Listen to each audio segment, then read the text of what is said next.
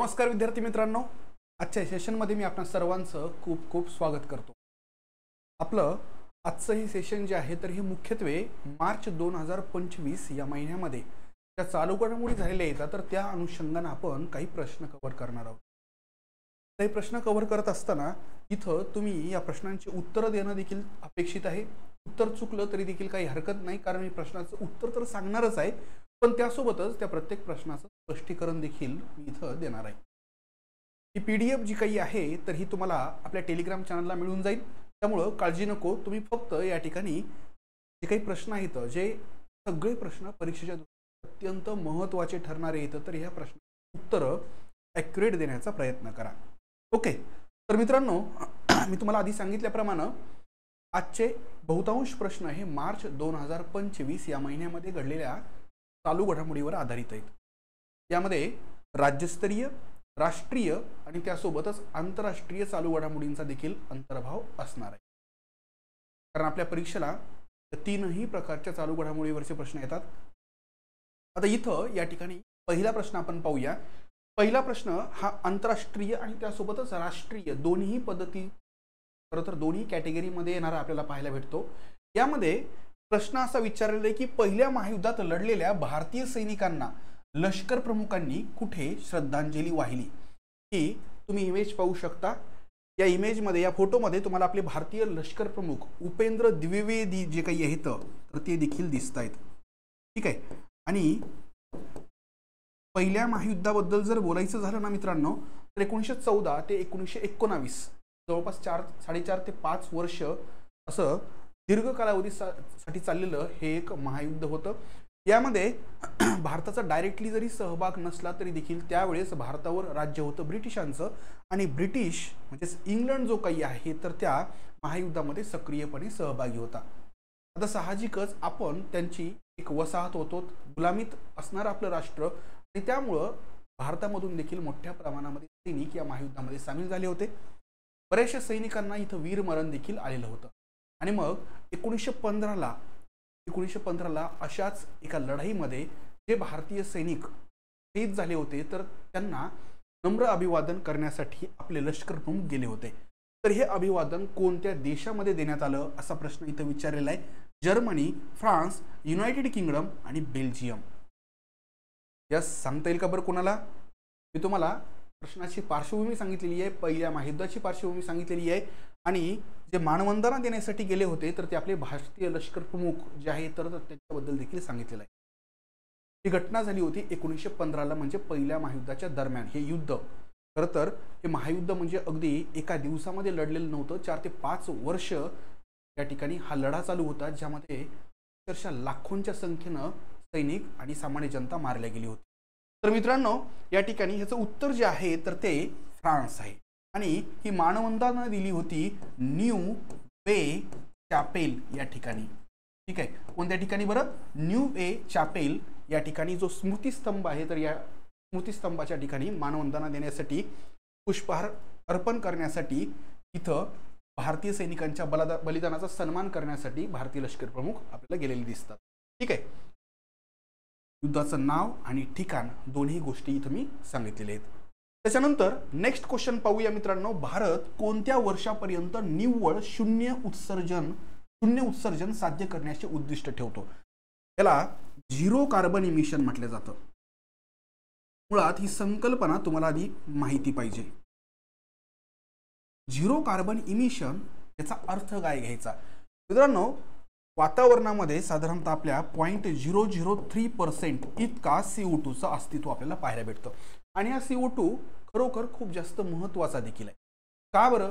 कारण याच CO2 मुळे आपली पृथ्वी जी आहे तर ती उबदार आपल्याला पाहायला भेटते, एक वॉर्म कंडिशन आपल्याला अर्थ सरफेसवर पाहायला भेटते, ज्यामुळं ही जीवसृष्टी जगू शकते। त्यासोबतच फोटोसिंथेसिस सारख्या महत्त्वाच्या केमिकल रिॲक्शनसाठी देखील हाच CO2 उपयुक्त असतो। पण झालं असं की खूप साऱ्या मानवी क्रियांमुळे, ज्यामध्ये औद्योगिकरण, प्रदूषण या गोष्टींची भर पडली, त्यामुळं वातावरणामध्ये जे CO2चं इमिशन व्हायला लागलं मानवाच्या माध्यमातून, तर ते प्रचंड प्रमाणात वाढलं। आता CO2 जो आहे ना मित्रांनो, तर हा एक ग्रीन हाऊस गॅस आहे, त्याला हरितगृह वायू म्हटलं जातं। GHG म्हणजेच ग्रीन हाऊस गॅस। हा काय करतो तर वातावरणामध्ये जेव्हा याचं प्रमाण वाढतं ना तेव्हा हा मोठ्या प्रमाणामध्ये सूर्याकडून जी काही उष्णता येत असते आणि जी पृथ्वीच्या माध्यमातून रिफ्लेक्ट होत असते तर त्या उष्णतेला ट्रॅप करतो, हा धरून ठेवतो. आणि ही उष्णता आपल्या पृथ्वीच्या वातावरणामध्ये धरून ठेवल्यामुळं आपली पृथ्वी जी आहे तर ती अधिक वार्म होते आणि यालाच जागतिक तापमान वाढ म्हटलं जातं. काय म्हटलं जातं? जागतिक तापमान वाढ. आणि तुम्हाला माहिती आहे जागतिक तापमान वाढ म्हणजे ग्लोबल वॉर्मिंग असो किंवा कार्बन इमिशन याविषयी जगामध्ये मोठ्या प्रमाणात जागरूकता वाढलेली आहे. यासाठी स्वतंत्र असा क्योटो प्रोटोकॉल देखील आंतरराष्ट्रीय पातळीवर केलेला आपल्याला पाहायला भेटतो. याच दृष्टिकोनातून कॉन्फरन्स ऑफ पार्टीजचं आयोजन होत असतं प्रत्येक वर्षी. आणि अशीच कॉन्फरन्स ऑफ पार्टी जी काही आहे तर नुकतीच झालेली आहे. तर त्या कॉन्फरन्स ऑफ पार्टीजमध्ये भारतानं पंचामृत धोरण डिक्लेअर केलेलं आहे. आणि त्यासोबतच भारतानं हे देखील सांगितलं की आम्ही या स्पेसिफिक वर्षापर्यंत आमच्या देशामधून जे काही कार्बन इमिशन होतं तर ते डायरेक्ट नेट झिरो पातळीपर्यंत नेणार आहेत. म्हणजे एकंदर भारतामधून वातावरणामध्ये CO2चं इमिशन मानवनिर्मित पद्धतीनं होणार नाही ही ग्वाही भारतानं या माध्यमातून दिलेली आहे. आता तुम्हाला ते जे टार्गेट आहे तर ते नेमकं कोणतं आहे हे सांगायचंय. 2050, 2070, 2060 आणि 2040. मित्रांनो, हे टार्गेट खूप जास्त अचीव करणं अवघड आहे, कारण यासाठी मोठ्या प्रमाणामध्ये आधुनिक तंत्रज्ञानाची गरज लागणार आहे.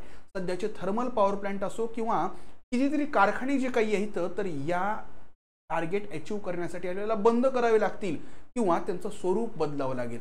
आणि म्हणूनच या ठिकाणी हे टार्गेट अगदी जवळचं नाहीये. आज 2025 चालू आहे, पण भारतानं हे जे टार्गेट ठेवलेलं आहे ना मित्रांनो तर हे 2070चं ठेवलेलं आहे. तुम्हाला कदाचित वाटेल की एवढं दूरचं टार्गेट का ठेवलं, कारण ते अचीव करणं तेवढंच अवघड आहे आणि खर्चिक आहे. ओके, तर इथं थोडंसं आपण पाहूया.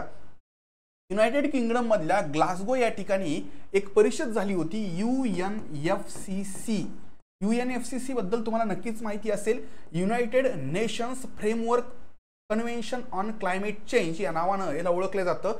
आणि ह्यांच्या COP म्हणजे यांचे सदस्य देश जे काही येतात तर ते दरवर्षी एकत्र येतात. आणि अशाच COP 26च्या निमित्तानं जे काही देश एकत्र आले होते तर त्यावेळेस पंतप्रधान नरेंद्र मोदी देखील भारताचं प्रतिनिधी म्हणून तिथं उपस्थित होते. आणि भारतानं तिथं स्वतःचं भारताच्या हवामान कृतीचे खालील 5 अमृत घटक म्हणजेच पंचामृत सादर केलेले इथं. बघा, इथं खूप साऱ्या गोष्टी येतात. यामध्ये नेट झिरो इमिशन जे काही आहे त्याचं टार्गेट या पंचामृत धोरणा अंतर्गतच आपल्याला पाहायला भेटतं. 2070 पर्यंत भारतानं निव्वळ शून्य कार्बन उत्सर्जनाचे लक्ष ठेवलेलं आहे. पण इतर 4 घटक कोणते आहेत तर 2030 पर्यंत आपल्याला 500 गिगावॅट पर्यंत त्या ठिकाणी जी नॉन रिन्युएबल एनर्जी असते ना, रिन्युएबल एनर्जी त्याच्यामधून आपल्याला मिळवायची. त्यासोबतच 2030 पर्यंत 50% ऊर्जेची गरज आपल्याला अक्षय ऊर्जा स्रोतांपासून पूर्ण करायची. अक्षय ऊर्जा स्रोत म्हणजे न संपणारे स्रोत. मग त्याच्यामध्ये हायड्रो इलेक्ट्रिक पॉवर प्लांट आहे, विंड मिल्स आहेत, त्यासोबतच सोलार एनर्जी आहे. म्हणजे यांच्यापासून आपल्याला आपली ऊर्जेची गरज 2030 पर्यंतचा जर विचार केला तर 50% मिळवायची. बरोबर आहे. आणि ही खूप मोठी त्या ठिकाणी अचिव्हमेंट असणार आहे. 2030 पर्यंत आपल्याला एकूण कार्बन उत्सर्जन 1 अब्ज टनांनी कमी करायचंय 2030चं. आणि 2070 पर्यंत आपल्याला ते डायरेक्ट शून्यावर आणायचंय. ओके, तर इथं त्या 2 काही महत्त्वाच्या गोष्टी मी तुम्हाला सांगितल्या. निव्वळ शून्य कार्बन उत्सर्जन याबद्दल माहिती असू द्या. 2030 पर्यंत 1 अब्ज टनांनी कमी करायचे आणि 70 पर्यंत ते डायरेक्ट नेट झिरो लेवलला आणायचे. COP 26 मध्ये हवामान बदलाशी लढण्यासाठी लाईफ नावाचा मंत्र देखील सांगण्यात आलेला आहे. माहिती असू द्या. COP 26 कुठं झाली होती तर ग्लासगो जे की युनायटेड किंगडम मध्ये आहे तिथं झाली होती. आणि इथं लाईफ नावाचा जो काही त्या ठिकाणी एक नारा दिला होता तर त्याचा अर्थ आहे लाईफस्टाईल फॉर एन्व्हायरमेंट म्हणजे पर्यावरण पूरक जीवन. ओके, तर प्रश्नाच्या अनुषंगानं बरीचशी माहिती मी तुम्हाला इथं दिलेली आहे. या ठिकाणी आपलं टार्गेट स्पेसिफिकली भारताचं टार्गेट 2070 आहे. इतर देशांचे टार्गेट साहजिकच वेगवेगळे असणार आहेत. ओके, त्याच्यानंतर नेक्स्ट क्वेश्चन बघूया. कोणत्या कंपनीने प्रोजेक्ट फार्म वाइब्स उपक्रम विकसित केलेला आहे? आता खरं तर ही कंपनी जरी मल्टीनॅशनल असली, इंटरनॅशनल असली तरी देखील या कंपनीचा हा प्रोजेक्ट मात्र महाराष्ट्रामधल्या एका शहरामध्ये आपल्याला पाहायला भेटतो. आणि ते शहर म्हणजे बारामती. बारामती नक्कीच तुम्हाला माहिती असेल. आधुनिक तंत्रज्ञान असो किंवा विकसित शेती तर ह्याचं अत्यंत दर्जेदार असं प्रारूप आपल्याला बारामतीमध्ये पाहायला भेटतं। आणि ही कंपनी जी काही आहे तर ही तुम्हाला ओळखायची ऑप्शन आहे तर मायक्रोसॉफ्ट, गुगल, IBM आणि Amazon। आता हे प्रोजेक्ट फार्म वाइब्स जे काही आहे तर या प्रोजेक्टच्या माध्यमातून शेतीमध्ये AI चा वापर केला जाणार आहे। आता AI ही टर्म तुमच्यासाठी नक्कीच नवीन नाहीये। आज प्रत्येक क्षेत्रामध्ये AI चा मोठ्या प्रमाणामध्ये वापर होतोय। शेतीसारख्या ठिकाणी देखील AI चा वापर होतोय। अगदी ड्रोन्सच्या माध्यमातून फवारणी वगैरे गोष्टी अगदी आपल्या महाराष्ट्रामध्ये ग्रामीण भागापर्यंत देखील पोहोचलेल्या आहेत। ही ड्रोन दीदी योजना देखील तुम्हाला माहिती असेल बघा। आता या AI तंत्रज्ञानाच्या शेतीमधल्या वापरामुळे व्हायले काय तर जे काही कीटकनाशक आहेत तर त्यांचा खर्च कमी व्हायलाय, त्यानंतर खतांवरचा खर्च कमी व्हायलाय, त्यानंतर त्यांचा इफेक्टिव्हली आपण त्या ठिकाणी पिकांपर्यंत त्याची पोहोच वाढवतोय, त्यानंतर पिकांची शेल्फ लाईफ वाढवण्यासाठी देखील आपल्याला मदत व्हायली, त्यानंतर जे काही त्याला काय म्हणता येईल पीक काढणीनंतर जे काही वेस्टेज होत असतं पिकांचं तर ते देखील कमी प्रमाणात होईल यासाठी आपण या ठिकाणी या प्रोजेक्ट अंतर्गत AI चा वापर करतोय। म्हणजे ही कंपनी करते। तर तुम्हाला त्या कंपनीचं नाव ओळखायचं आहे तर मित्रांनो ती कंपनी आहे मायक्रोसॉफ्ट आणि हा प्रोजेक्ट जो काही आहे तर महाराष्ट्रातल्या बारामतीमध्ये सध्या आपल्याला चालू झालेला पाहायला भेटतो। माहिती असू द्या। त्याच्यानंतर नेक्स्ट कोणत्या देशाने युक्रेनसाठी $2 अब्ज क्षेपणास्त्र करार जाहीर केला? मित्रांनो $2 बिलियन ही खूप मोठी रक्कम असते। जवळपास अगदी पाऊंड मध्ये जर सांगितलं तर ती जवळपास 1.4 बिलियन पाउंड्स आहे। पाऊंड हे साहजिकच युरोप मधल्या एका देशाचं चलन आहे, तुम्हाला नक्कीच माहिती असेल। तर या ठिकाणी मित्रांनो ऑप्शन्स आहेत युनायटेड किंगडम, USA, जर्मनी आणि फ्रान्स। आता तुम्ही म्हणाल की नेमकं काय आहे युक्रेनसाठीच का?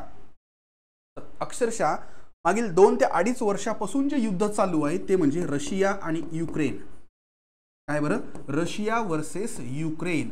रशियाच्या पश्चिम सीमेवर असणारं युक्रेन तुम्हाला नक्कीच माहिती असेल। जगाच्या भूगोलामध्ये तुम्ही हा भाग शिकलेलाच असेल। एकेकाळी USSR असताना हा युक्रेन चक्क USSR चा म्हणजेच सध्याच्या रशियाचा भाग होता। आता मुद्दा असा आहे की या ठिकाणी एक संघटना आहे आणि ती म्हणजे NATO, North Atlantic Treaty Organization, आणि यामध्ये बहुतांश युरोपीय देश, अमेरिका वगैरे सहभागी आहेत। आता इथं या ठिकाणी रशियाचं म्हणणं आहे की युक्रेननं नाटोमध्ये सहभागी होऊ नये आणि युक्रेनचा या गोष्टीसाठी विरोध आहे आणि यामधूनच रशियानं युक्रेनवर अटॅक केलेला आहे आणि जवळपास 2.5 वर्ष झालं हा लढा, हे युद्ध चालू आहे। दोघंही एकमेकांना प्रचंड प्रमाणामध्ये त्यांचं नुकसान होतंय। मित्रांनो याच अनुषंगानं युरोपमधल्या एका देशानं $2 अब्ज क्षेपणास्त्र करार ज्यामध्ये जवळपास 5000 मिसाइल्स युक्रेनला मिळणार आहेत। ठीक आहे, तर तो देश कोणता? या ठिकाणी युक्रेनचे राष्ट्राध्यक्ष तुम्हाला दिसतायत। हे नक्कीच हा फोटो सगळ्यांसाठीच परिचयाचा आहे। अगदी साध्या वेशामध्ये असतात, अगदी आंतरराष्ट्रीय स्तरावर देखील मागं डोनाल्ड ट्रम्प यांना भेटायला गेले होते तेव्हा देखील हे झेलेन्स्की जे युक्रेनचे राष्ट्राध्यक्ष आहेत अगदी साध्या वेशामध्ये लष्करी वेशामध्ये आपल्याला गेलेले पाहायला भेटतात। आणि हे जे काही आहेत ना मित्रांनो तर हे आहेत UKचे पंतप्रधान किअर स्टारमर। काय नाव बरं? किअर स्टारमर। कुणाचे पंतप्रधान आहेत? UKचे। कारण हा जो काही करार आहे तर हा UKनं केलेला आहे। ओके, माहिती असू द्या। त्याच्यानंतर नेक्स्ट भारतातील पहिल्याच सर्वेक्षणात किती नदीतील डॉल्फिनची नोंद झालेली आहे? त्याला गंगॅटिक डॉल्फिन देखील म्हटलं जातं कारण हा मुख्यत्वे हा जो डॉल्फिन आहे तर हा गंगा नदी देशाच्या उपनद्यांमध्ये आढळतो। आता तुमच्या डोक्यामध्ये कदाचित असेल की डॉल्फिन तर हे समुद्रामध्ये असतात, पण मित्रांनो डॉल्फिनची ही एक प्रजाती आहे की ही उत्तर भारतामधल्या गंगा, ब्रह्मपुत्रा आणि काही प्रमाणामध्ये सिंधू आणि त्यांच्या उपनद्यांमध्ये आपल्याला आढळते। हे डॉल्फिन अशा पद्धतीचे असतात, गुलाबी रंगाचे असतात आणि जवळजवळ अंध असतात, म्हणजे त्यांना दिसत नाही तरी देखील ते पोहू शकतात, त्यात अडचण येत नाही। आता या डॉल्फिनचं आणखी एक वैशिष्ट्य म्हणजे भारताचा राष्ट्रीय जलचर प्राणी म्हणून ह्याला दर्जा दिलेला आहे। अत्यंत महत्त्वाचा हा दर्जा आहे मित्रांनो। राष्ट्रीय जलचर प्राणी कोणता? तर गंगेतील डॉल्फिन।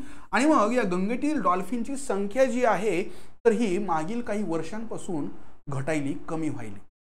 का बरं? कारण या नद्यांवर मोठ्या प्रमाणामध्ये धरणं बांधण्यात यायलेत, त्यासोबतच नद्या प्रदूषित व्हायल्यात। नद्यांमधल्या मासेमारीच्या जाळ्यांमध्ये हे डॉल्फिन अडकतात आणि ते मृत्युमुखी पडतात। मित्रांनो, याच दृष्टीनं भारतामध्ये पहिल्यांदाच या गंगेतील डॉल्फिनची गणना करण्यात आलेली आहे आणि इथं हेच विचारलेलं आहे की या पहिल्या गणनेमध्ये जनगणनेमध्ये खरं तर त्यांची संख्या किती आढळलेली आहे? 6100, 6327, 6500 आणि 6000. मला बेसिक आयडिया मी तुम्हाला दिलेली आहे. गंगेतील डॉल्फिन हा भारताचा राष्ट्रीय जलचर प्राणी आहे. सगळ्याच नद्यांमध्ये आढळतो का? तर बिलकुल नाही. हा गंगा, यमुना, ब्रह्मपुत्रा आणि काही प्रमाणामध्ये सिंधू आणि तिच्या उपनद्यांमध्ये आपल्याला आढळतो, पण मुख्यत्वे हा गंगा आणि तिच्या उपनद्यांमध्ये आढळतो. ओके, तर मित्रांनो, ह्याची संख्या जी काही आढळलेली आहे ना, तर ह्या पहिल्या गणनेनुसार 6327 आहे. किती बरं? 6327. याचं विभाजन जर केलं तर प्रॉपर गंगा नदीमध्ये त्यांची संख्या किती आहे? तर 6324. 6324 म्हणजे एकंदर गंगा रिव्हर बेसिन, गंगा आणि तिच्या उपनद्या, आणि सिंधू नदीमध्ये कोणत्या? सिंधू नदीमध्ये फक्त हे असे डॉल्फिन 3 आढळलेत. किती बरं? 3. आता याचंही विभाजन जर केलं मूळ गंगा नदीमध्ये, तर त्यांची संख्या आहे 3275 आणि गंगेच्या उपनद्यांमध्ये म्हणजे त्याच्यामध्ये यमुना किंवा इतर नद्या आल्या तर त्यांची संख्या आहे 2414. असो, एवढं डिटेलमध्ये विचारणार नाही, तरी देखील तुम्हाला फक्त एवढं माहिती पाहिजे की 6327 पैकी फक्त 3 डॉल्फिन हे सिंधू नदीमध्ये आढळलेले आहेत आणि उर्वरित सगळे गंगा आणि तिच्या उपनद्यांमध्ये आढळलेले आहेत. ओके, तर अत्यंत महत्त्वाचा प्रश्न यावर बनवू शकतो. ऑप्शन नंबर 2 हे आपलं उत्तर असेल. Next question, blue ghost mission 1 चंद्रावर उतरवण्यासाठी कोणती कंपनी जबाबदार होती किंवा कोणत्या कंपनीनं हे मिशन कंप्लीट केलेलं आहे? काय नाव आहे बरं मिशनचं? Blue ghost mission 1. खरं तर चंद्रावर उतरणारं हे जे मिशन आहे ना मित्रांनो, हे प्रायव्हेट आहे. मग आता प्रायव्हेट जर असेल तर याच्यापूर्वी एखादं प्रायव्हेट मिशन चंद्रावर गेलेलं आहे का? तर यस, यापूर्वी एक मिशन गेलेलं आहे प्रायव्हेटमध्ये. या ठिकाणी हे दुसरं मिशन आहे. प्रायव्हेटमध्ये दुसरं मिशन ब्ल्यू घोस्ट मिशन 1. हे मिशन तिथपर्यंत पाठवण्यासाठी जे रॉकेट वापरलं होतं तर ते स्पेसएक्स कंपनीचं होतं, फाल्कन 9 नावाचं. काय बरं? फाल्कन 9 नावाचं जे रॉकेट आहे तर त्याचा वापर करून या ठिकाणी हे सगळे तिथपर्यंत पोहोचलेले आहेत. आणि इथं या ठिकाणी हे कधी उतरलेलं आहे चंद्रावर? तर 2 मार्च 2025 ला उतरलेलं आहे. तुम्हाला हे विचारलंय की हे जे काही ब्ल्यू घोस्ट मिशन 1 आहे तर हे कोणत्या कंपनीचं मिशन होतं? फायरफ्लाय एरोस्पेस, स्पेसएक्स, ब्ल्यू ओरिजिन आणि नासा. आता इथं लॉजिकनं देखील बऱ्याचशा गोष्टी तुम्ही अवॉइड करू शकता. ज्या अर्थी हे प्रायव्हेट मिशन आहे त्या अर्थी नासाचा संदर्भ येत नाही, कारण नासा ही यूएसची एक गव्हर्नमेंट स्पेस एजन्सी आहे. त्यानंतर स्पेसएक्स जे आहे तर याचा रेफरन्स इथं येतो, पण स्पेसएक्सचं रॉकेट इथं वापरलेलं आहे. त्यामुळं जे काही उत्तर आहे तर एकतर ब्ल्यू ओरिजिन किंवा फायरफ्लाय एरोस्पेस असणार आहे. तर उत्तर जे आहे मित्रांनो तर ते फायरफ्लाय एरोस्पेस आहे. ओके, तर इथपर्यंत तुम्हाला नक्कीच या ठिकाणी समजलं असेल. काही डाऊट असेल तर कमेंट बॉक्समध्ये नक्की विचारा मित्रांनो. इथं दोन्ही बाजूनं कम्युनिकेशन होणं अपेक्षित आहे. तुम्हाला काहीही अडचण असेल, डाऊट असेल एखाद्या गोष्टीविषयी तर कमेंट बॉक्समध्ये विचारा.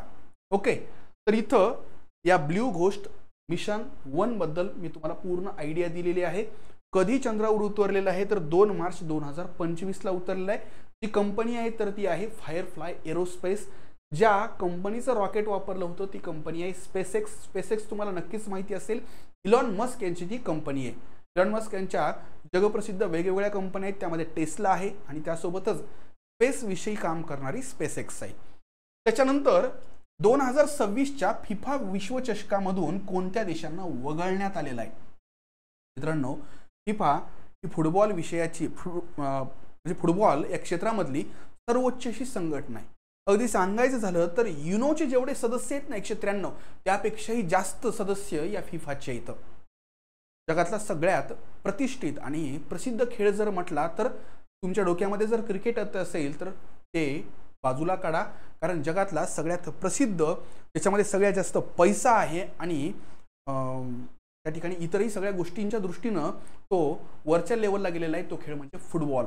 मित्रांनो, हा फुटबॉल जो विश्वचषक जो आहे तर तो 2026 ला आयोजित केला जाणार आहे.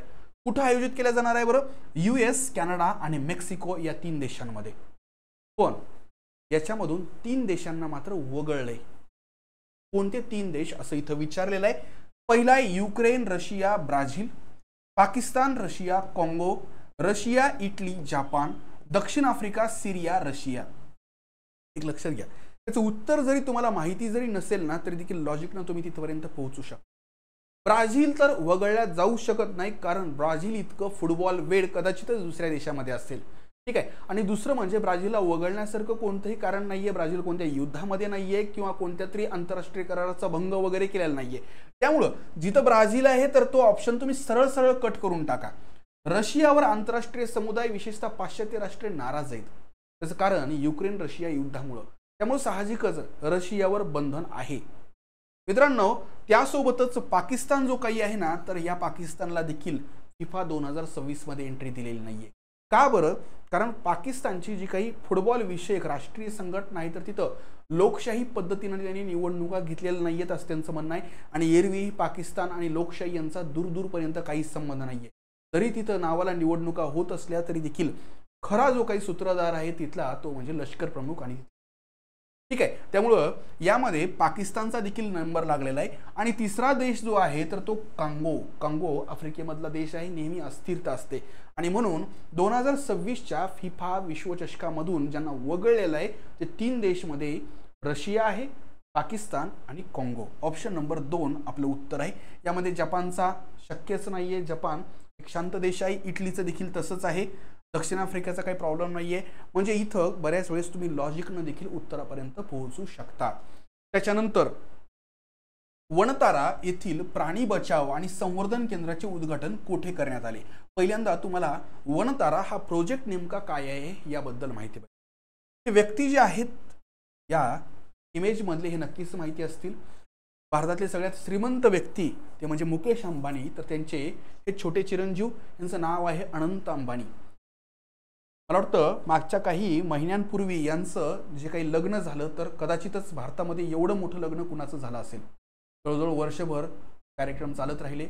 आणि मित्रांनो, हे सगळे जे काही कार्यक्रम झाले होते लग्नाचे विधी वगैरे तर हे गुजरातमध्ये जामनगरला झाले होते.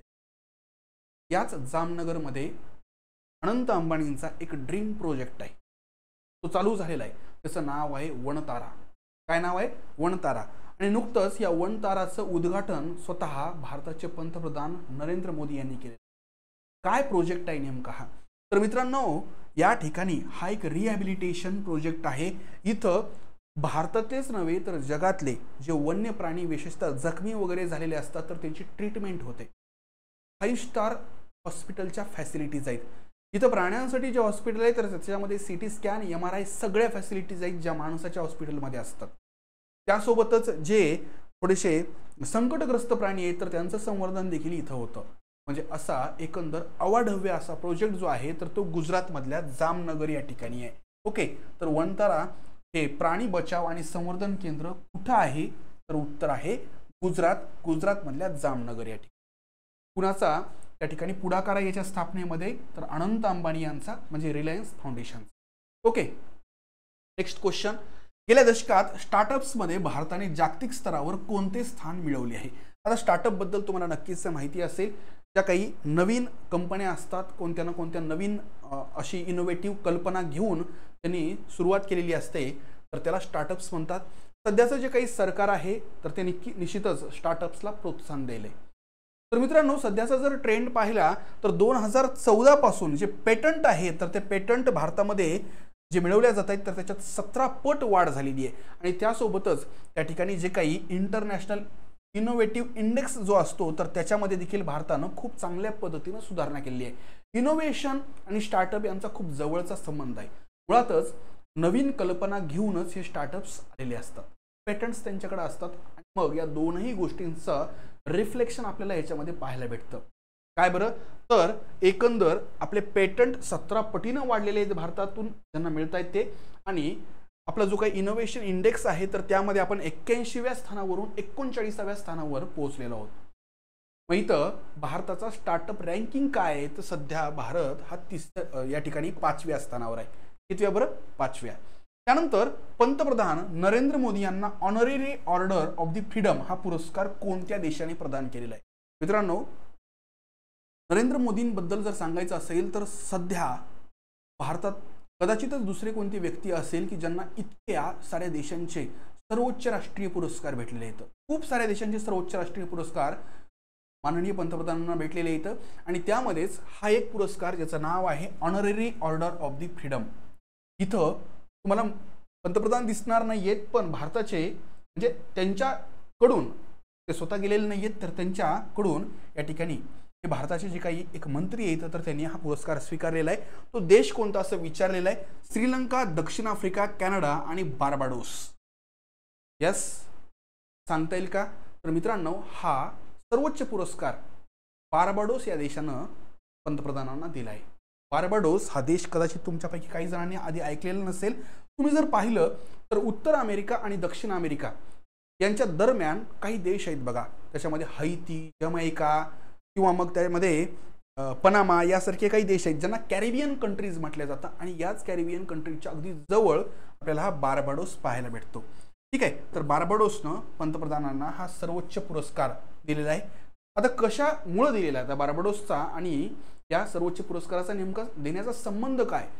तर 2019ला जो काही कोविड आला होता, तर कोविडच्या वेळेस भारतानं विशेषतः पंतप्रधानांनी जे काही जागतिक स्तरावर मदत पाठवली होती, तर त्यामुळं हा सर्वोच्च पुरस्कार त्यांना देण्यात आलेला आहे।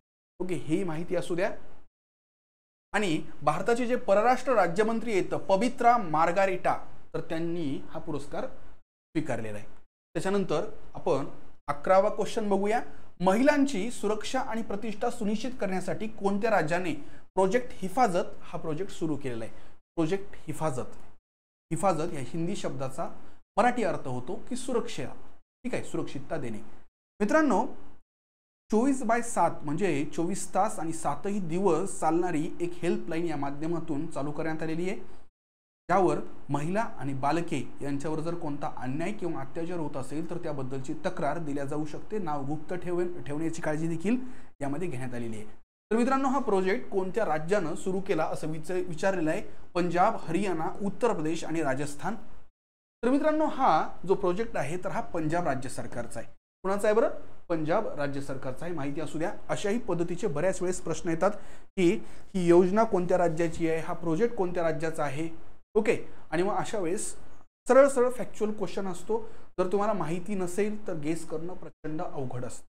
ओके, त्याच्यानंतर नेक्स्ट क्वेश्चन बघूया। सी ड्रॅगन 2025 नौदल सराव कोणत्या ठिकाणी सुरू केलेला आहे, सुरू झालेला आहे? एक्सरसाइज सी ड्रॅगन 2025 हा खरं तर म्हणजे बहुराष्ट्रीय असा युद्ध सराव आहे, बहुपक्षीय युद्ध सराव आहे, नौदल सराव आहे। ठीक आहे, तर ह्याच्यामध्ये या ठिकाणी इथं विचारलेलं आहे की कोणत्या ठिकाणी हा युद्ध सराव चालू आहे किंवा पार पडलेला आहे? ग्वाम किनारा, हवाईयन बेटे, फिलिपिन्स समुद्र आणि पूर्व चीन समुद्र। तर मित्रांनो, या ठिकाणी जर बघितलं तर यामध्ये जवळपास 4 ते 5 देश सहभागी असतात। ओके, तर हे सगळं आयोजन केलं होतं ग्वाम किनारा या ठिकाणी। सी ड्रॅगन 2025 नौदल सराव हा पाणबुडी विरोधी युद्धावर लक्ष केंद्रित करणारा बहुपक्षीय युद्ध सराव आहे। म्हणजे एकंदर सबमरीन्सला कशा पद्धतीने टॅकल करायचं याचा सराव याच्यामध्ये केलेला आहे। हा सराव 4 मार्च 2025 मध्ये ग्वाम किनाऱ्यावर सुरू झाला, जो यूएसच्या नौदलाच्या 7व्या ताफ्याने आयोजित केला होता। ज्याच्यामध्ये यूएस एक आहे, त्यासोबतच जपान, ऑस्ट्रेलिया, दक्षिण कोरिया यांच्या प्रमुख नौदलांचा या ठिकाणी सहभाग देखील तुम्हाला याच्यात पाहायला भेटतो। ठीक आहे, म्हणजे एकंदर असं जर विचारलं की याच्यात कोण कोण आहेत? अमेरिका, जपान, ऑस्ट्रेलिया, दक्षिण कोरिया। नाव काय बरं? C dragon. ओके, तर नक्कीच तुम्हाला उत्तर लक्षात आलं असेल। ग्वाम किनारे या ठिकाणी याचं आयोजन करण्यात आलं होतं। त्याच्यानंतर नेक्स्ट क्वेश्चन बघूया। दरवर्षी आंतरराष्ट्रीय महिला दिन कधी साजरा केला जातो? कदाचितच तुमच्यापैकी कुणाला याचं उत्तर येणार नाही। सगळ्यांना, जवळपास सगळ्यांना माहिती आहे की आंतरराष्ट्रीय महिला दिन कोणत्या दिवशी साजरा केला जातो? तर याचं उत्तर आहे मित्रांनो 8 मार्च। ठीक आहे, आंतरराष्ट्रीय महिला दिन साजरा करण्याचा एक मोठा इतिहास देखील आहे। अगदी 100 वर्षापेक्षाही मोठा इतिहास आपल्याला याचा पाहायला भेटतो। नेक्स्ट क्वेश्चन बघूया। कोणत्या देशाने न्यूझीलंडला हरवून आयसीसी चॅम्पियन्स ट्रॉफी 2025 जिंकलेली आहे? मित्रांनो, भारतामध्ये खूप सारे क्रिकेट प्रेमी आहेत आणि ज्यांना क्रिकेट पाहण्याचा नाद आहे, आवड आहे, निश्चितच त्यांच्यासाठी हा प्रश्न खूप इझी आहे। नक्कीच हा जो काही फायनल सामना झाला होता तर त्याचं सेलिब्रेशन भारत जिंकल्यानंतर तुम्ही सर्वांनी केलेलंच असेल। याचं उत्तर देखील बहुतांश विद्यार्थ्यांसाठी अगदी सोपं आहे। ही ट्रॉफी मित्रांनो या ठिकाणी भारताने जिंकली होती, कुणाला हरवून तर न्यूझीलंडला हरवून। ओके, नेक्स्ट क्वेश्चन आपण बघूया जस्टिन ट्रुडो यांच्याबद्दलचा। जस्टिन ट्रुडो हे नाव भारतामध्ये बऱ्यापैकी कुप्रसिद्ध झालं होतं मागील काही वर्षांपासून। त्याचं कारणही तसंच, जस्टिन ट्रुडो एक यंग असे पंतप्रधान, कोणत्या देशाचे तर कॅनडाचे। आता कॅनडा म्हटलं की भारतामधून मोठ्या प्रमाणामध्ये स्थलांतरित कॅनडाला गेलेले आहेत, विशेषतः पंजाबमधून शीख बांधव मोठ्या प्रमाणात तिथे गेलेले आहेत। आता खरं तर तुम्हाला खलिस्तान चळवळीबद्दल नक्कीच माहिती असेल। त्या चळवळीचं म्हणणं आहे की भारतापासून पंजाबला वेगळं करायचं, ज्याचं नाव खलिस्तान ठेवायचं, आणि याला पाकिस्तानचा देखील एक छुपा पाठिंबा आहे, म्हणजे भारताला तोडायचं एकंदर हा डाव आहे। आणि असेच काही खलिस्तानी चळवळीमधले सक्रिय सदस्य कॅनडामध्ये देखील आहेत।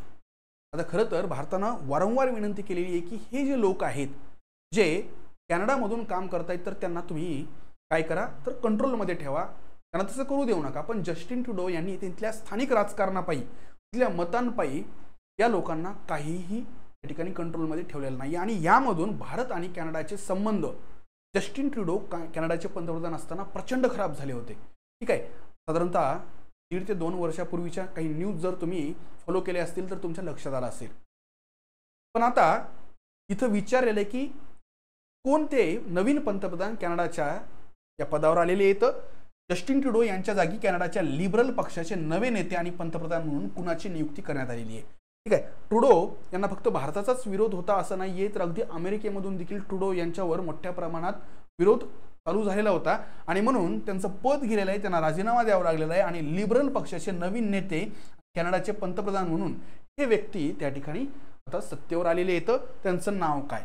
मार्क कार्नी, क्रिस्टिया फ्रीलँड, करीना गोल्ड आणि फ्रँक बेलिस। ठीक आहे, तर मित्रांनो त्यांचं नाव आहे मार्क कार्नी। काय नाव आहे बरं? Mark Carney. त्याच्यानंतर नेक्स्ट क्वेश्चन आहे 12 मार्च रोजी कोणत्या देशाच्या राष्ट्रीय दिनाला पंतप्रधान नरेंद्र मोदी हे प्रमुख पाहुणे म्हणून उपस्थित राहतील? 12 मार्च मधल्या चालू घडामोडी पाहतोय आपण। तर मित्रांनो त्या राष्ट्रीय दिनाचा फोटो आपण पाहू शकतो। या ठिकाणी भारतीय पंतप्रधान आहेत आणि या ठिकाणी संबंधित देशाचे प्रमुख आहेत। तर तुम्हाला तो देश ओळखायचा आहे ज्या देशाच्या राष्ट्रीय दिनाला पंतप्रधान स्वतः उपस्थित होते प्रमुख पाहुणे म्हणून। ऑप्शन आहेत सेशल्स, श्रीलंका, मॉरिशस आणि मालदीव। मित्रांनो यामध्ये तुम्ही जर पाहिलं तर मॉरिशस हा जो देश आहे ना, तर या ठिकाणी खूप मोठ्या प्रमाणामध्ये भारतीय एकेकाळी गेलेले आहेत, स्थायिक झालेले आहेत, विशेषतः ब्रिटिशांच्या काळामध्ये, कारण मॉरिशस हा देश देखील ब्रिटिशांच्याच गुलामीमध्ये होता। तुलनेनं खूप उशिरा मॉरिशसला स्वातंत्र्य मिळालेलं आहे। आणि इथं जर तुम्ही पाहायला गेलं तर भारतीय समुदाय अक्षरशः ओव्हरऑल लोकसंख्येच्या तुलनेत प्रचंड प्रमाणामध्ये आहे आणि म्हणूनच बऱ्याच वेळेस मॉरिशसचे पंतप्रधान किंवा राष्ट्राध्यक्ष हे देखील अगदी भारतीय नावांचेच आपल्याला पाहायला भेटतात। ठीक आहे, तर 12 मार्च रोजी मॉरिशसच्या राष्ट्रीय दिनाच्या समारंभामध्ये प्रमुख पाहुणे म्हणून माननीय पंतप्रधान सामील झालेले आहेत। 12 मार्च 1968 ला ब्रिटिश राजवटीपासून मॉरिशसला स्वातंत्र्य मिळालेलं आहे आणि एकंदर याच दिवसाला एक प्रतीक म्हणून त्यांनी हा स्वातंत्र्य दिन म्हणून साजरा केलेला आहे।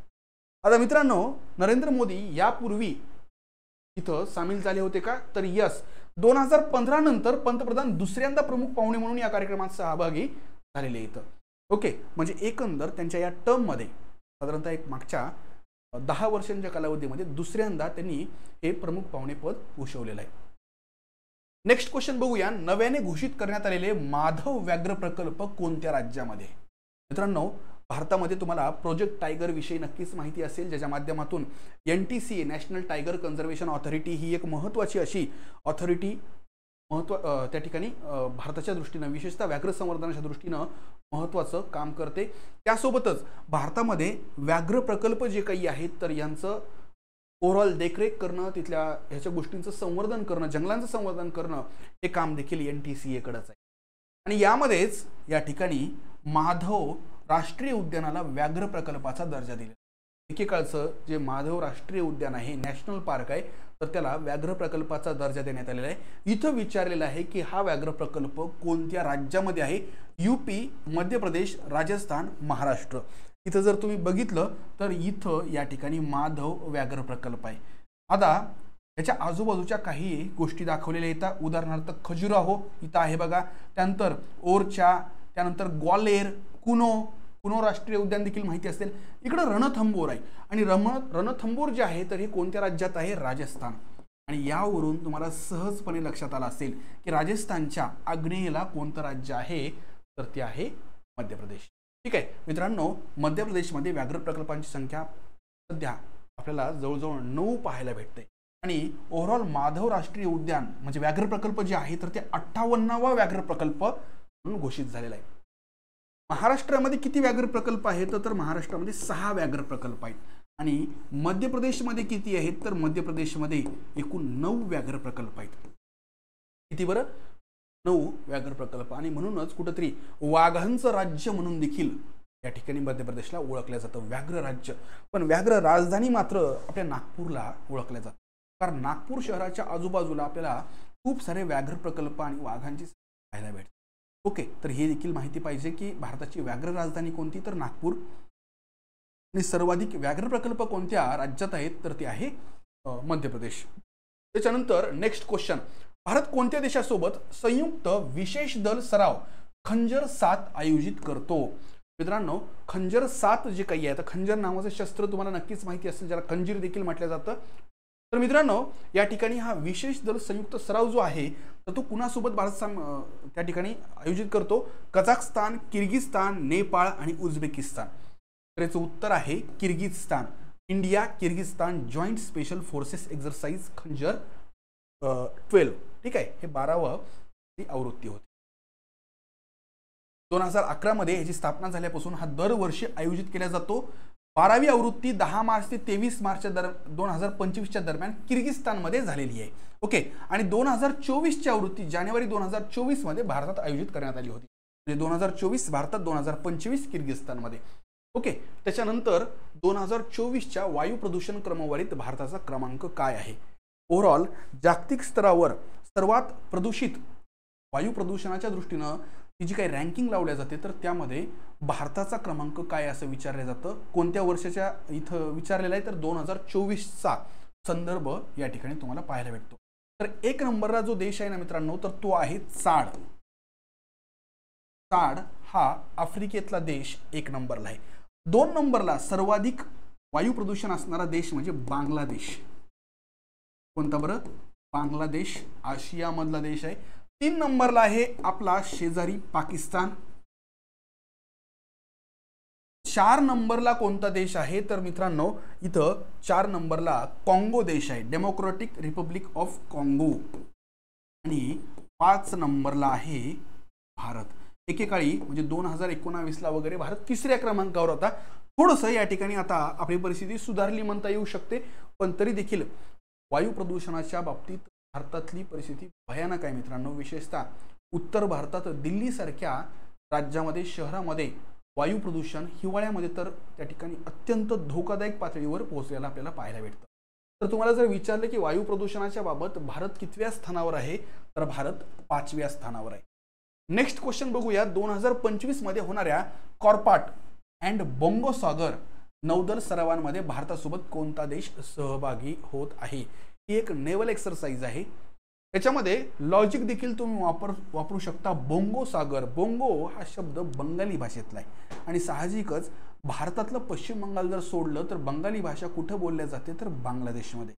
ठीक आहे, तर एकंदर हे जे युद्ध सराव आहेत तर भारत आणि बांगलादेशमध्ये आपल्याला पाहायला भेटतात. खरं तर काही दिवसांपासून, काही महिन्यांपासून विशेषतः जसं शेख हसीना यांना तिथून पलायन करावं लागलं बांगलादेशपासून आणि नवीन जे काही सरकार आलं, खरं तर ते कठपुतळी सरकार आहे. मोहम्मद युनूस हे तिथले सध्याचे पंतप्रधान आहेत. भारत आणि बांगलादेश यांच्यातले संबंध तुलनेनं खराब झालेले आहेत. आधी खरं तर बांगलादेशचे आणि भारताचे संबंध खूप चांगले असायचे, पण सध्या मात्र परिस्थिती थोडीशी विपरीत आहे. ओके, तर हे 2 युद्ध सराव भारत आणि बांगलादेशमध्ये चालू असतात. त्याच्यानंतर नेक्स्ट, स्टारलिंकच्या हाय स्पीड इंटरनेट सेवा भारतात आणण्यासाठी कोणत्या कंपनीने स्पेसएक्स सोबत कराराची घोषणा केलेली आहे? मित्रांनो, स्पेसएक्सनं एक इनोव्हेटिव्ह अशी कल्पना इंटरनेट, हाय स्पीड इंटरनेट विशेषतः जगातल्या दुर्गम भागापर्यंत पोहोचवण्यासाठी ते म्हणजे सॅटेलाईटद्वारे इंटरनेट. आज आपण इंटरनेट जे काही पाहतो तर ते साहजिकच टॉवरच्या माध्यमातून असतं आणि ह्या साहजिकच टॉवरला एक मर्यादा असते. आजूबाजूचा 10 किलोमीटर किंवा 20 किलोमीटरच्या रेंजपर्यंत आपल्याला टॉवर कार्यक्षमरित्या प्रोव्हाइड करतात. पण जिथं लोकसंख्या खूप विरळ आहे, जंगली भाग आहे, डोंगराळ भाग आहे, तिथं इंटरनेट कसं प्रोव्हाइड करायचं, तर यासाठी हे स्टार लिंक जे आहे स्पेसएक्सचा एक इनोव्हेटिव्ह सॅटेलाइटची त्या ठिकाणी संकल्पना. तर यासाठी भारतात त्यांचे कोण सहयोगी असणार आहेत, कोणती कंपनी महत्त्वाची आहे इथं, तर Airtel, BSNL, Vodafone, Tata sky. तर मित्रांनो इथं त्यांच्यासोबत एअरटेल ही भारतीय कंपनी सहयोग करणार आहे. वेटलँड वाईज यूज साठी रामसर पुरस्कार मिळवणारे पहिले भारतीय कोण ठरले आहेत? मुळात रामसर हा प्रकार काय आहे हे तुम्हाला माहिती पाहिजे. रामसर हा एक करार आहे. कोणत्या ठिकाणी करण्यात आला होता, तर इराणमधील रामसर नावाच्या शहरामध्ये. कुठं? रामसर शहरामध्ये. मित्रांनो आता साहजिकच भारतामध्ये या करारामध्ये नेमकं कशाचं संवर्धन केलं जातं, तर ज्या पाणथळ जागा असतात, पाणथळ जागा विशेषतः ह्याला इंग्लिशमध्ये वेटलँड्स म्हटलं जातं, तर या वेटलँड्सचं संवर्धन या करारान्वये संबंधित देश करत असतात. आणि मग एखादी जागा दलदलीची पाणथळीची जागा या यादीमध्ये जर आली तर निश्चितच एक आंतरराष्ट्रीय अटेन्शन जे आहे, इंटरनॅशनल अटेन्शन त्या जागेकडे जातं, पर्यटन वाढतं आणि काही निधी देखील मिळायला मदत होते. तर भारतामध्ये अशा रामसर साईट्सची संख्या 91 झालेली आहे. 89 होती, पण अगदी मला वाटतं 5-6 दिवसापूर्वीच 2 राजस्थानमधल्या जागा त्याच्यात आणखी ॲड झालेल्या आहेत. म्हणजे भारतामध्ये एकूण या रामसर साईट्सची संख्या 91 झालेली आहे. आता यांच्या माध्यमातून पुरस्कार दिला जातो आणि तो म्हणजे वेटलँड वाईज यूज. ठीक आहे, वेटलँड वाईज यूज. आणि हा पुरस्कार कुणाला दिलेला आहे, तर वंदना शिवा, सुनीता नारायण, जयश्री वेंकटेशन आणि इंदिरा गांधी. हा पुरस्कार जो काही मिळालेला आहे तर तो पुरस्कार मिळवणाऱ्या या पहिल्या व्यक्ती आहेत, पहिल्या भारतीय व्यक्ती आहेत. बरं, पहिल्या भारतीय व्यक्ती आहेत. त्यांचा हा फोटो तुम्ही पाहू शकता. त्यांचं नाव आहे जयश्री वेंकटेशन. रामसर अवॉर्ड जो आहे, ज्याचं नाव आहे वेटलँड वाईज यूज, हा पुरस्कार मिळवणाऱ्या जयश्री वेंकटेशन या पहिल्या भारतीय आहेत, महिला आणि पुरुष दोन्ही कॅटेगरीमध्ये. ठीक आहे. त्याच्यानंतर 10 मार्च 2025 पर्यंत पंतप्रधान सूर्यघर योजनेने गाठलेला टप्पा कोणता? पंतप्रधान सूर्यघर योजना निश्चितच तुमच्या परिचयाची आता झालेली असेल. त्या माध्यमातून सौर ऊर्जेच्या वापराला प्रोत्साहन देण्यासाठी मोठ्या प्रमाणामध्ये अनुदान दिल्या चाललंय त्या सौर पॅनलवर. आणि या माध्यमातून एकंदर प्रत्येक घर सौर ऊर्जा ही काही आहे, सौर विद्युत, तर हिची निर्मिती करणारं सेंटर ठरेल ही अपेक्षा ठेवलेली आहे. तर मित्रांनो इथं 10 लाख, 5 लाख, 15 लाख आणि 1 लाख असे वेगवेगळे आकडे दिलेले आहेत. इथं विचारले की 10 मार्च 2025 पर्यंत या योजनेअंतर्गत किती लाभार्थी जे आहेत, तर ते या योजनेचे किती लाभार्थी ठरलेले आहेत? 10 लाख, 5 लाख. तर याचं उत्तर आहे मित्रांनो 10 लाख. पंतप्रधान सूर्यघर योजनेने 10 मार्च 2025 पर्यंत 10 लाख छतावरील सौर ऊर्जा स्थापनेचा महत्त्वाचा टप्पा पार पाडलेला आहे. आता खरं तर या ठिकाणी ही योजना फेब्रुवारी 2024 मध्ये चालू झालेली आहे, ज्या अंतर्गत 2026-27 पर्यंत 1 कोटी घरांना अशा पद्धतीचे सोलार पॅनल देण्याची एकंदर योजना ही ती टार्गेट आहे. बघा 1 कोटी. आता एकंदर आपण मार्च 2025 पर्यंत 10% टार्गेट अचीव केलेले आहे असं आपण म्हणू शकतो. त्या योजनेअंतर्गत त्या सोलार पॅनलवर मोठ्या प्रमाणामध्ये अनुदान देखील आणि आर्थिक सहाय्य देखील दिल्या जाते. त्याच्यानंतरचा क्वेश्चन बघूया. EPIC क्रमांकाच्या समस्यांमुळे मतदारांच्या डुप्लिकेशनचा आरोप कोणत्या राज्यामध्ये आहे? म्हणजे एकंदर मतदार जे आहेत तर ते एकाच व्यक्तीला दोन वेगवेगळे मतदार कार्ड, ज्यामुळं तो व्यक्ती दोनदा मतदान करू शकतो आणि धोकादायक आहे. तर अशा पद्धतीचा आरोप जो आहे तर तो कोणत्या राज्यामध्ये चालू आहे असं विचारलेलं आहे. उत्तर प्रदेश, महाराष्ट्र, तमिळनाडू, पश्चिम बंगाल. मुळात EPIC याचा लॉंग फॉर्म काय आहे तर electors photo identification card. EPIC म्हणजे काय बरं? Electors photo identification card. तर याचं डुप्लिकेशन झालेलं आहे असा आरोप हा पश्चिम बंगालमध्ये चालू आहे. महाराष्ट्रामध्ये देखील विशेषतः मागची जी विधानसभा निवडणूक झाली तर त्याच्या निकालावरून बरेचसे आरोप प्रत्यारोप चालू झालेले आहे, तर तो एक राजकीय भाग आहे. त्यामध्ये मुख्यत्वे काही म्हणजे 18+ जे काही महाराष्ट्रामधले एकूण वोटर आहेत त्याच्यापेक्षा जास्त लोकांनी वोटिंग केलेलं आहे असा आरोप देखील एक महत्त्वाचा आरोप तुम्हाला पाहायला भेटतो. नेक्स्ट 25वा म्हणजेच आजचा शेवटचा क्वेश्चन, मिशन अमृत सरोवरमध्ये भारतीय रेल्वेच्या सहभागाचे मुख्य उद्दिष्ट काय आहे? मिशन अमृत सरोवर नावावरून देखील तुम्हाला लक्षात येतं की कुठंतरी तलावांचं पुनरुज्जीवन, तलावांचं संवर्धन या गोष्टींविषयी हे मिशन आहे. यामध्ये तर बाकीचे विभाग जसे आहेत तर तसेच भारतीय रेल्वेने देखील सहभाग नोंदवलेला आहे. हवामान बदल, जलसंधारण, पायाभूत सुविधांचा विकास आणि समुदाय सहभाग. तर इथं जलसंधारण विषयक ही योजना आहे. या योजनेमध्ये प्रत्येक जिल्ह्यामध्ये 75 तलाव विकसित करायचे किंवा पुनरुज्जीवित करायचे हे असं टार्गेट ठेवलेलं आहे. एकंदर जे काही आपलं अमृत महोत्सव आहे भारताच्या स्वातंत्र्याचा, तर त्या निमित्तानं या ठिकाणी हे मिशन चालू करण्यात आलेलं आहे. भारतीय रेल्वे देखील काय करणार आहे या मिशन अंतर्गत, तर रुळाजवळ जी काही पाणी टंचाईची समस्या आहे तर ती दूर करण्यासाठी तलाव खोदणं किंवा त्यांचं पुनरुज्जीवन करणं या पद्धतीचे कामं करणार आहे. या प्रकल्पाचे पूर्णत्व 15 ऑगस्ट 2025 पर्यंत होणं अपेक्षित आहे. म्हणजे 15 ऑगस्ट 2025 पर्यंत हा प्रोजेक्ट चालू राहणार आहे. तर मित्रांनो, या ठिकाणी आपण मार्च 2025 महिन्यामधले चालू घडामोडीचे जे काही प्रश्न आहेत तर ते इथं कव्हर केलेले आहेत. प्रत्येक प्रश्नाचं उत्तर तर सांगितलेलंच आहे, पण त्या प्रश्नाची पार्श्वभूमी, त्याचं स्पष्टीकरण या गोष्टी देखील आपण इथं केलेल्या आहेत. ठीक आहे, तर इथं तुमचे काही प्रश्न आहेत का बरं? यस, बरोबर आहे. काही विद्यार्थ्यांनी उत्तर दिलेलं आहे. तर भेटूया मित्रांनो नेक्स्ट सेशनच्या निमित्तानं. याच पद्धतीनं सेशनमध्ये ॲक्टिव्हली पार्टिसिपेट व्हा, उत्तर देण्याचा प्रयत्न करा. उत्तर चुकलं तरी देखील काही हरकत नाही, पण उत्तर देण्याचा प्रयत्न करा. ठीक आहे, तर भेटूया आपण पुढच्या सेशनमध्ये. तोपर्यंत खूप खूप धन्यवाद.